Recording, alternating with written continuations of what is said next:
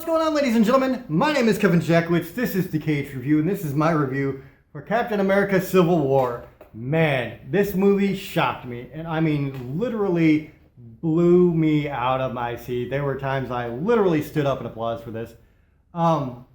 This is probably my favorite MCU movie, and I mean above Infinity War, above Endgame, above the original Avengers. This movie, to me, was the perfect ensemble movie. And when I first saw the posters, I'm like, there is absolutely no way in hell that they are going to balance all of these characters. I was wrong. They did it wonderfully too. I was actually amazed at not only how well balanced it was, but the fact they gave pretty much every single character in here a good shining moment in the movie. And I thought that was absolutely fantastic. So directed by Anthony and Joe Russo, I'm going to quickly list off a bunch of names that are returning characters. Chris Evans as Steve Rogers, Captain America. Robert Downey Jr. as Tony Stark. You have Sebastian Stan coming back as James Bucky Barnes, Winter Soldier. Don Cheadle coming back as James Rhodes, War Machine. Anthony Mackie coming back as Sam Wilson, Falcon. Scarlett Johansson as Natasha Romanoff, Black Widow. Jeremy Renner coming back as Cliff Barton, Hawkeye. You have Paul Bettany coming back as Vision. Paul Rudd coming back as Ant-Man. And then you have a couple of very big new characters introduced, and I mean big characters. The first of which is Chad Boseman as T'Challa, Black Panther. The other is Tom Holland as Peter Parker, Spider-Man. And so this whole movie really is kind of centered around the Winter Soldier, Bucky Barnes. You start out with seeing how they actually trained him, how they forced him to their will, how they programmed his mind to be this thoughtless soldier. And so they go through this whole thing about where you see them reciting these words, and once these words are said, the program clicks in. And so they use that throughout the movie, and they keep going back to that scene, and they keep going back to a scene where they program him and they send him to go get this formula that makes people Winter Soldiers. And so you see him running a car off the road with his motorcycle. The car hits a tree. You see him stealing this formula so that they can make more Winter Soldiers. And that's kind of where the story is heading. Also, you have the Avengers kind of at an impasse because you have Thaddeus Ross, who is now Secretary of State. You might remember him as Thunderbolt Ross in the Incredible Hulk movie. So William Hurt is now Secretary of State, and he's saying that there is no checks and balances system with the Avengers, and so what the United Nations has decided is that the Avengers now have to, kind of have this checks and balances system. And Iron Man is all for that, especially when this woman, puts a picture of her dead son on his chest and says, he was in Sokovia, you guys dropped a building on him, I blame you. And so that really gave Tony Stark a gut check. Whereas Steve Rogers was not with this idea at all. He's like, the safest hands are still our own. And they make very, very, very good arguments both ways, both for Tony Stark and for Steve Rogers in this movie. And honestly, the movie doesn't really pick a side in that, which I love. They let you kind of judge for yourself. But Steve Rogers says, what if there's a place we need to go and they don't let us? And, they all have valid points and good reasons for why they do or don't want to sign this accords that the UN has proposed. And so this is where the Avengers kind of start to split apart into these two teams, basically. You're basically Team Tony Stark saying that, yes, we need a checks and balances system, or your Team Steve Rogers that says, no, we should be able to control our own fate. We have done way more good than bad. And one argument I actually wish they would have added to the conversation in the movie is they talk about, the casualties that the Avengers have caused. Well, that's true. But they never really said in the movie Yes, but how many world-ending events have we stopped? How many lives have we saved because of what we've done? Um, and I thought that was something actually missing from the movie. But other than that, flawless in every way. You have King T'Chaka, which is T'Challa's father. He decides that because some people from Wakanda, their country, were killed, they're going to go speak at this UN summit.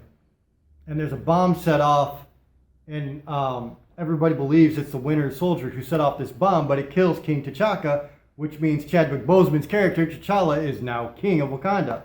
And he's also highly pissed off and going after the Winter Soldier. So Steve Rogers then decides he's going to go try to save Bucky. And there's this big chasing, excellent chasing, honestly one of the best that I've seen, between Captain America, Bucky Barnes, a lot of soldiers, and Black Panther. That winds up with all three of them actually getting arrested. War Machine comes down with a bunch of SHIELD agents or government agents, and they arrest all three of them. And they put Winter Soldier in this like isolation cube, whatever you want to call it, and they were a little bit more lenient with Captain America and Black Panther.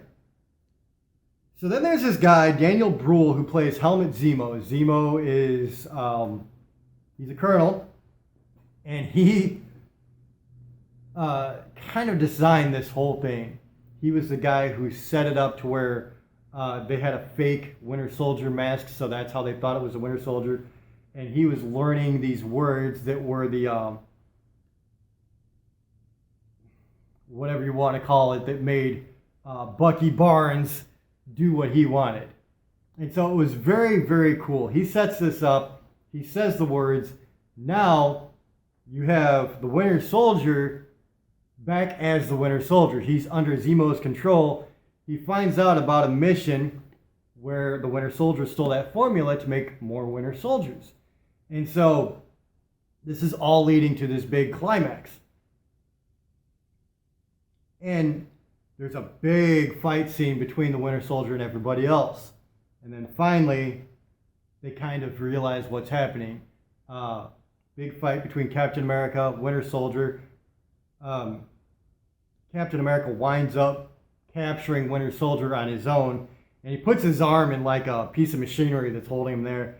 And then, you know, Bucky Barnes tells Steve Rogers about what's actually happening. And so they go to stop Zemo because they think that he's there to go raise this army of Winter Soldiers. And that's kind of their thought process is, okay, Zemo, he's doing this so that he can take down America, basically. Iron Man decides that he's going to go back and get Steve Rogers. William Hurt is like, you've got 36 hours, otherwise I'm setting in a squad, and they're going to kill first and ask questions later. And so this is where you get the big setup. Iron Man winds up in this closed off location with Bucky Barnes and Captain America. And there's a video that plays, and it shows Winter Soldier running that car off the road. Well, it turns out that this was Tony Stark's mother and father on that trip. And so the Winter Soldier killed Tony Stark's mother and father. You can already see where this is going. Tony Stark loses his shit and a fight ensues. And it was big and it was impactful. And there was one scene where everybody kind of converged at one place at one time. And they were trying to stop Steve Rogers from going to this facility. And it was a massive setup with a lot of characters. You had Captain America, you had Hawkeye, Scarlet Witch, Ant-Man,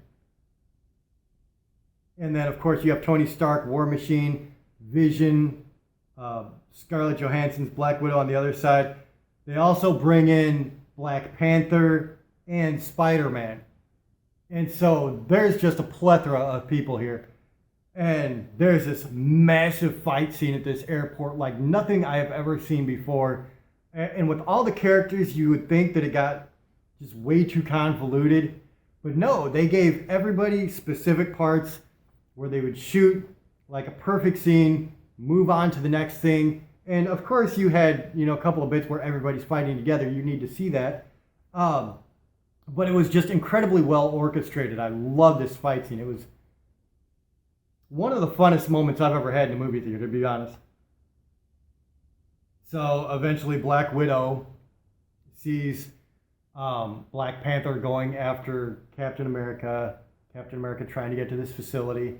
And so she stops Black Panther, Steve Rogers gets away. So, Black Widow kind of playing both sides again. But this big end fight scene, it was just 3 guys, and it was just as compelling, just as thrilling, if not more. Like, it was very emotional because you've spent all this time getting to know Tony Stark and Steve Rogers, and you hate to see this implosion. And you're so invested in these characters by now that you're just as emotional as they are. And it was so good, man. Like it was, dude. Especially the emotion that Robert Downey Jr. conveyed when he found out that the Winter Soldier killed his mom. It was greatness. Absolutely wonderful to see. So, at the end of the day, it's a Captain America movie. Captain America stops Tony Stark. He winds up slamming a shield into the chest plate of Tony Stark, thereby, kind of canceling out the Iron Man suit. And they kind of leave the movie where they're still at odds, like they're not exactly made up, but Steve Rogers does throw out an olive branch. He's like, I wish we could agree on this, but just know that if you ever need me, I'll still be there. And I thought that was a really, really cool way to close it out. But God, man, this movie was phenomenal right from start. And honestly, right from the start of the movie, you saw Steve Rogers, Natasha Romanoff. You had Scarlet Witch there and Falcon, who were 2 new members of the Avengers. And they're on a mission to stop Brock Rumlow, who is now Crossbones, from stealing this chemical agent. And it was that alone really started the movie off just high octane. All the way through, absolutely amazing. I just want to name a couple other players just because, deservedly so. Marissa Tomei comes in as May Parker, Tom Holland's aunt. Sharon Carter is played by Emily Van Camp. You saw her originally as the agent who was watching over Steve Rogers in Captain America: The Winter Soldier. So very cool there. There's a love interest blossoming between her and Steve Rogers. They actually have a kiss moment in the movie. And then John Slattery is Howard Stark, the older version of Howard Stark. So those are all characters worth mentioning in here. I also want to say that Helmut Zemo was not killed. He was captured. He was put in prison. And he was actually captured by Black Panther, who was bent on killing the Winter Soldier until he learned that the Winter Soldier wasn't actually the one that killed his dad. It was Zemo. And so that's kind of how they rounded everything out. And I thought it was perfection. The storyline was great. There were things that were unexpected in the movie. And it was just a fun thrill ride. It was comedy. It was all the action you expect from a Marvel movie. Everything dialed up to 11. And just greatness. Everybody had their moments. Everybody. Ant-Man, when he gets really large during that airport fight scene, was an absolute classic moment. So made Ant-Man look really cool for once. I thought it was greatness. 10 out of 10, absolutely, no doubt about it. Ladies and gentlemen, that's where I'm at. Let me know what you think in the comments below. If you enjoyed this, hit the like button, subscribe, and share. My name is Kevin Jackowitz, Kaged Nation, out.